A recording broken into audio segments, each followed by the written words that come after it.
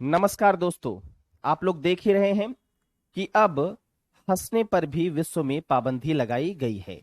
जहां पर हम लोग सुनते थे सर्वे भवन्तु सुखिनः, सभी सुखी रहे, अब विश्व में हंसने पर भी पाबंदी लगाई गई है। आप देख ही रहे हैं इस महान शख्स को जिनका नाम है किंग जोंग यून। किम जोंग यून है ये नॉर्थ कोरिया के सर्वोच्च लीडर हैं, सुप्रीम लीडर हैं। और इन्होंने अपने पिता किम जोंग इल के 10वीं डेथ एनिवर्सरी पर क्या किया है, नॉर्थ कोरिया में 10 दिनों का बैन लगाया है हंसने पर भी। क्या है ये पूरा मामला, चलिए देखते हैं। सबसे पहले थोड़ा इनका जो क्रम है, उत्तराधिकारिता क्रम है, इसको समझते हैं।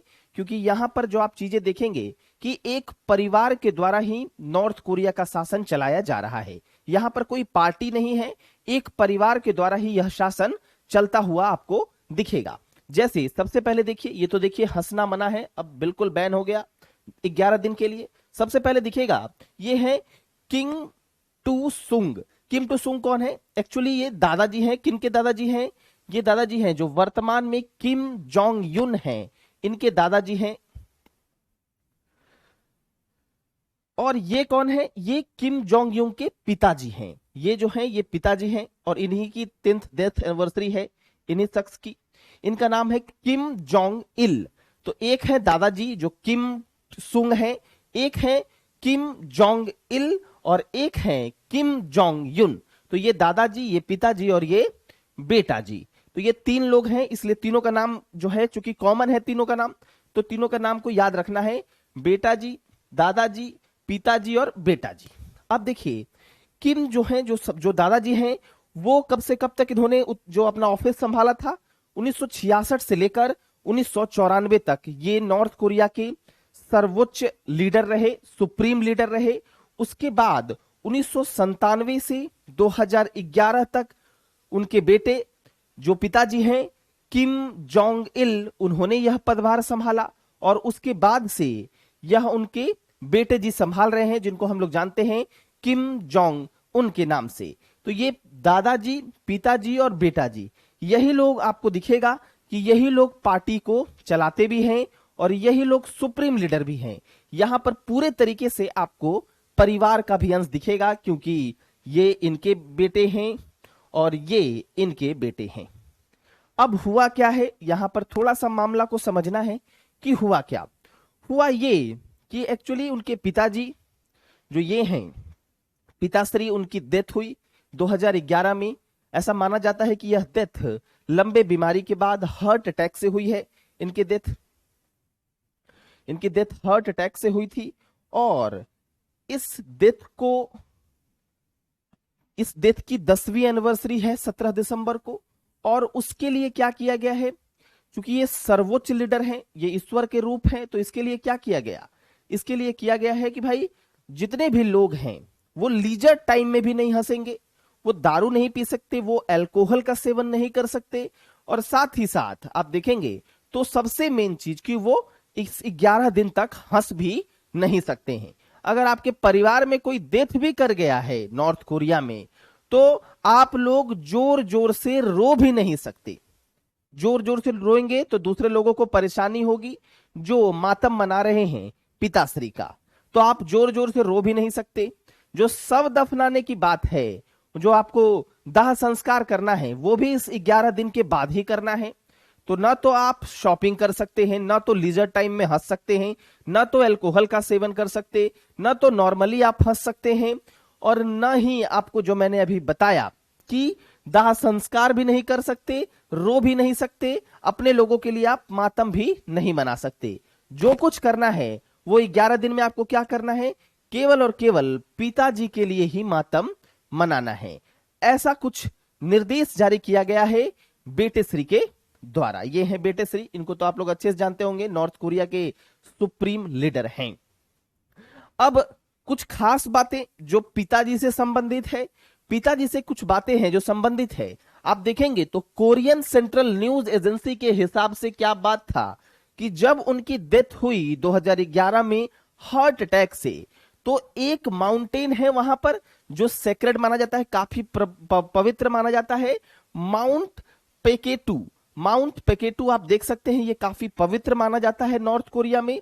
और इस माउंट पेकेटू में क्या हुआ था, जब पिताजी का देहांत हुआ तो उस समय यहां पर जो आकाश है पूरा लाल जो है ग्लो किया, पूरा लाल कलर से जो है आकाश में चमक पैदा हुआ जब ने पिताजी ने डेथ किया। तो ये कौन बोलता है, कोरियन सेंट्रल न्यूज एजेंसी, आप समझ सकते हैं। उसके बाद आप देखेंगे तो एक लेक है, काफी फेमस लेक है नॉर्थ कोरिया में, वहां पर क्या हुआ, उसमें से भी, उस लेक में से भी क्या आई, आवाज आई, आवाज आई। जैसा मन हुआ कि पृथ्वी और स्वर्ग दोनों क्या हुआ, हिल गया इनकी मृत्यु से।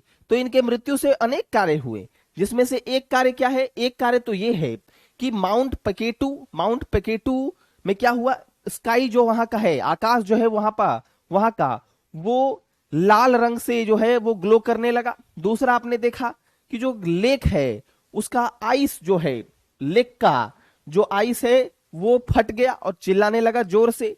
उसके अलावा क्या हुआ कि जो स्नो स्टॉर्म हो रहा था, स्नो स्टॉर्म जो हो रहा था, जो बर्फ गिर रहे थे, वो भी रुक गया। ये आप लोगों ने फिल्मों में सुना होगा, लेकिन वास्तव में अब आप देखिए, क्योंकि ये कोरियन सेंट्रल न्यूज एजेंसी की ही बात है।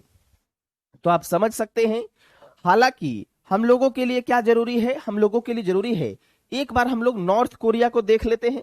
देखिए यहां पर नॉर्थ कोरिया है, यहां पर प्योंगयांग है, यहां ये देखिए इधर इसके पश्चिमी छोर पर क्या है, येलो सी है, इसके पूर्वी छोर पर क्या है, तो सी ऑफ जापान है, इसकी दक्षिण में क्या है, साउथ कोरिया है जिसकी राजधानी सियोल है, और इसके उत्तर में आपको चाइना दिखेगा। तो इस साइड में येलो सी, इस साइड में सी ऑफ जापान, जापान सागर, दक्षिण में साउथ कोरिया और उत्तर में चाइना आपको दिख रहा है।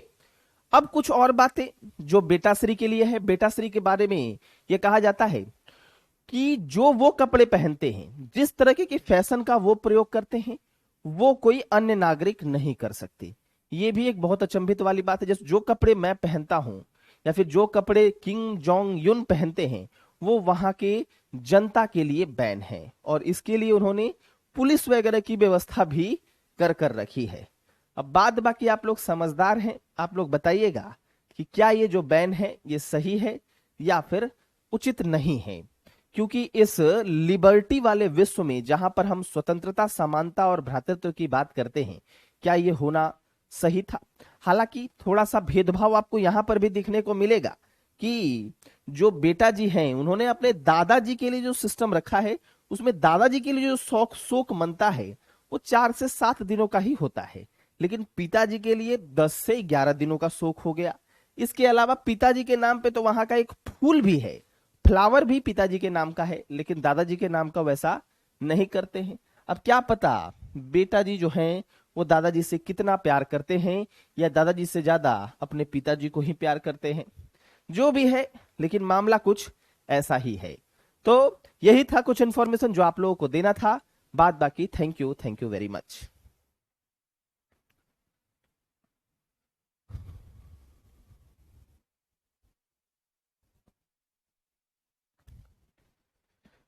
इसके अलावा अगर हम लोग अनअकैडमी के बारे में थोड़ा सा देखें, क्योंकि अनअकैडमी के कुछ कोर्स को भी देखना है, न्यूज के लिए तो थैंक यू वेरी मच कर दिया। अनअकैडमी के कोर्स के लिए अगर बात करते हैं तो देखिएगा, तो एक बैच कोर्स है, ये तो यूसेट टेस्ट है जो दिसंबर 26 को होगा एनालिसिस लवकुश सर के द्वारा, और एक बैच कोर्स है। बैच कोर्स कब है भाई, ये देखिए ये 22 दिसंबर को शुरू है और 30 मई को इसका एंड हो जाएगा। ये 8 महीने का है और मीडियम इसकी हिंदी है बैच कोर्स में। और उसके लिए सब्सक्रिप्शन लेने के लिए आप मेरे कोड BS10 लाइव का प्रयोग कर सकते हैं, BS10 लाइव का प्रयोग कर सकते हैं। Thank you very much finally.